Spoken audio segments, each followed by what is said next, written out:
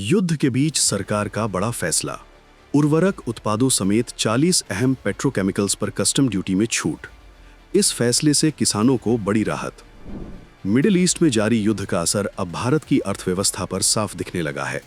तेल और petrochemical supply में बाधा के बीच सरकार ने बड़ा कदम उठाया है। केंद्र सरकार ने कई अहम पेट्रोकेमिकल उत्पादों पर कस्टम ड्यूटी पूरी तरह खत्म कर दी है और ये राहत फिलहाल 30 जून तक लागू रहेगी। ये फैसला ऐसे समय में आया है जब वैश्विक सप्लाई चेन युद्ध के कारण प्रभावित हो रही है।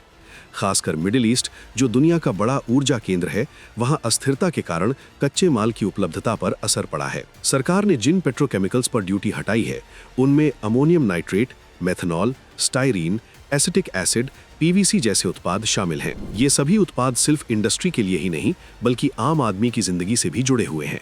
प्लास्टिक, पैकेजिंग, टेक्सटाइल, फर्टिलाइजर और कई रोजमर्रा के सामान इन्हीं कच्चे माल से बनते हैं।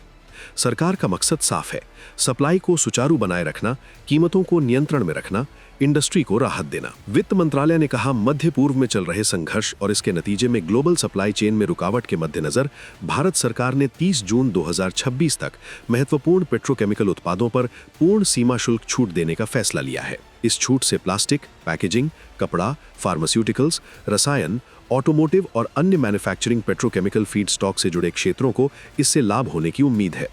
इससे ग्राहकों को भी राहत मिलेगी। वैसे अगर इन कच्चे माल की कीमतें बढ़ती हैं तो उसका सीधा असर प्रोडक्ट्स पर पड़ता है और अंत में आम उपभोक्ता को महंगाई का सामना करना पड़ सकता है। इस फैसले का एक और अहम पहलू है समय सीमा। ये छूट अस्थायी है और फिलहाल 30 जून तक लागू रहेगी। यानी सरकार स्थिति पर नजर रख रही है और जरूरत के हिसाब से फैसले ले रही है। जानकारों का मानना है कि ये कदम इंडस्ट्री के लिए बड़ी राहत साबित हो सकता है, खासकर उन सेक्टर के लिए जो आयात पर निर्भर है।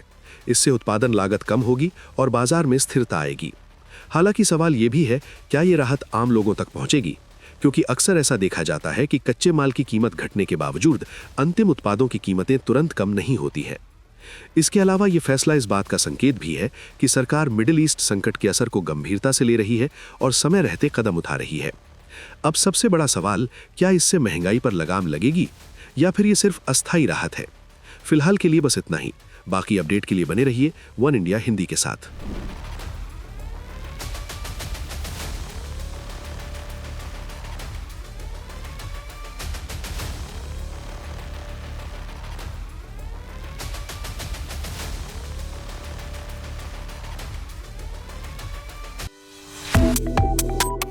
Subscribe to One India and never miss an update. Download the One India app now.